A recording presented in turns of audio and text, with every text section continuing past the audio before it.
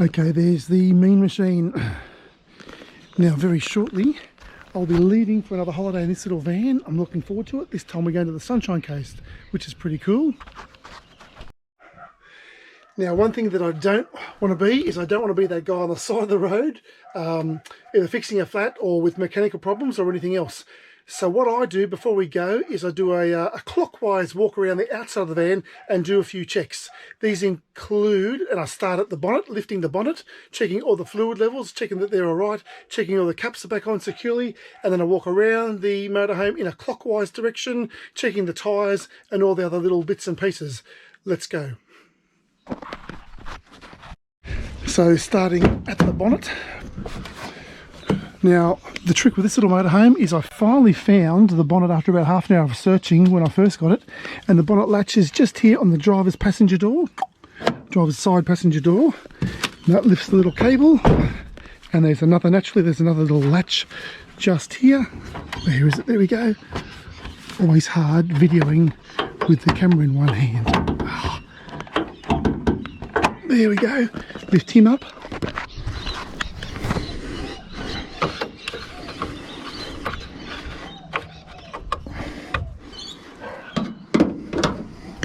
He's in there. Now the good thing about all these modern vehicles is that most of the containers inside are clear, so I can see there that my wiper washer fluid is topped up. My master cylinder, that's my brake fluid. There's my dipstick. I checked that yesterday, that the oil, once I give this little thing a wipe, the oil is in between those two little grooves there, which it is. I only just had my oil change the other day. Had my 2-year service. Can't believe it's been 2 years. They said 2 years or 60,000 Ks. I've done 2 years, but unfortunately, or probably fortunately for me, my little van has only got 12,000 Ks in the clock. Okay, so there's my oil filler cap, my radiator water. So yeah, every one of these containers is clear. So at a quick glance, you can see that all these levels are right. The only thing I have to do is check the dipstick. Don't be a dipstick and not check your dipstick. Alright, so I'll close this again. Oh, another thing that I do, is that a word? Is that a phrase? Is whenever I top up my wiper washers, I always pour about half a cupful of the blue window cleaner fluid, and I just think that cleans the windows just that little bit better than usual. Alright, so I'll close this. Boom. Now on the inside of the passenger door, you can see here there's my recommended tyre pressures, and I've got loads under normal conditions and under load conditions, and with this particular van it says 66 front and 66 psi rear. I noticed on my tyres that, where is it now, these tyres have got a maximum PSI of 70. Oh, there it is. It's upside down, so I'll turn this upside down. 70 PSI. So I fill these up to 65, which I did yesterday. Okay, so clockwise direction. My water filler cap, that's I filled that with water yesterday. My gas bottle, I opened this yesterday and made sure that it was turned off. My electricity plug, before I drive off, I make sure that that's unplugged. My little toilet canister. Now another thing that I do, there's my beautiful bike rack, is I check, I'm going to climb under here a bit, that this pin is in, because if that falls out, not that this will unscrew, but it's always good to check your pins there and your bolts done up, so I'm not going to have any dramas with the bike rack on the back. I did this yesterday. I wound down my spare wheel and checked the pressures in that, and I also thought it was a good idea to wind that down just to check that the mechanism works properly, because every now and again, if you haven't done that for a while, it gets stuck. The bike rack's on securely. I checked all that yesterday. I've got the bikes on. I also bought this nice high tensile steel chain. So and this little bike rack too, I think I mentioned it in another video, it's all got lockable clamps. One key does all. Around this side, before I drive off, I make sure that this steps in. It's going to stay out for the time being because I've got a few more things to pack. All these little caps are on securely. This is locked.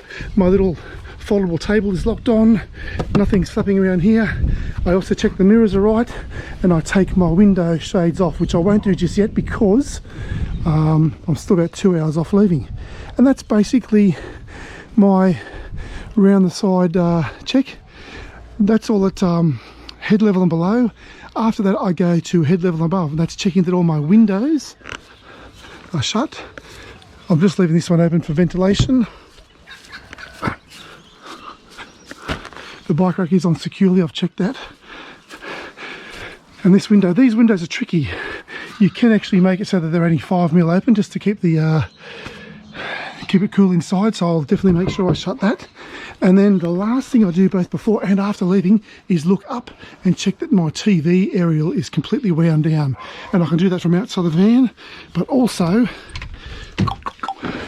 inside the van. There's my TV aerial there, down.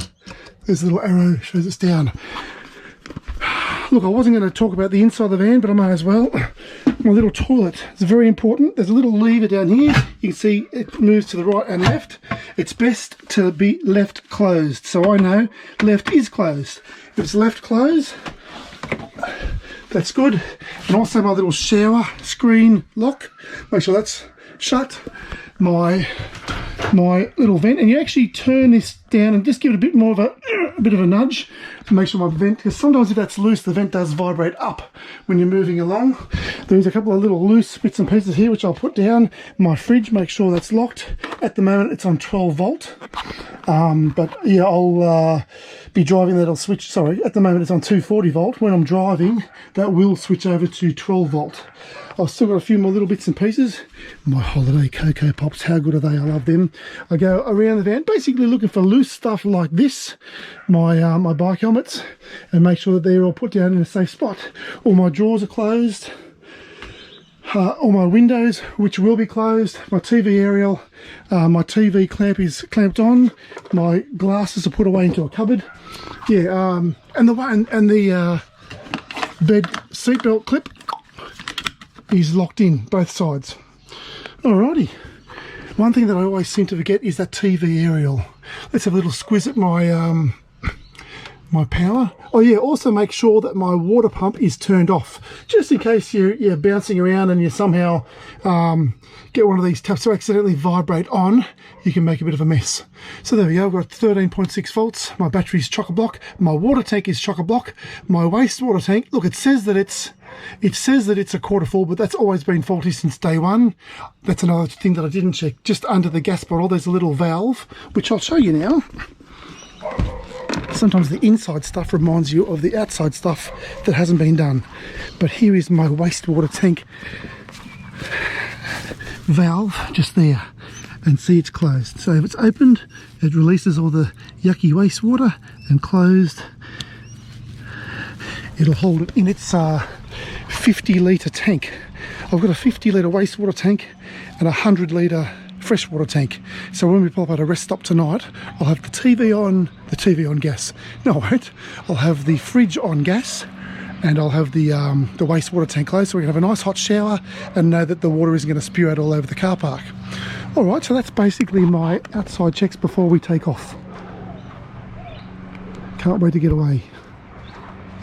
And close the door so I don't get any unexpected visitors.